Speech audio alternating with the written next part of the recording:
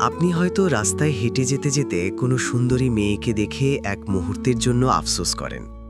এটা সবার ক্ষেত্রে না হলেও বাস্তবতা হলো বেশিরভাগ ক্ষেত্রেই এমনটা হয়। কিন্তু একবার কি ভেবে দেখেছেন আপনার নিজের স্ত্রীকে নিয়ে? আপনি কি সত্যিই তার যত্ন নেন?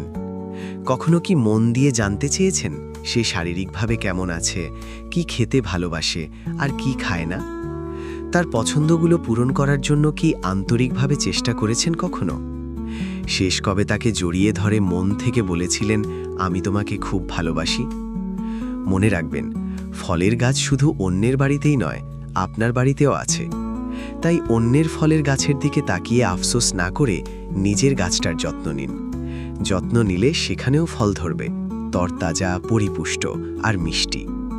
কথাগুলো হয়তো একটু কঠিন শোনাতে পারে, কিন্তু এটাই জীবনের নির্মম সুন্দর বাস্তবতা।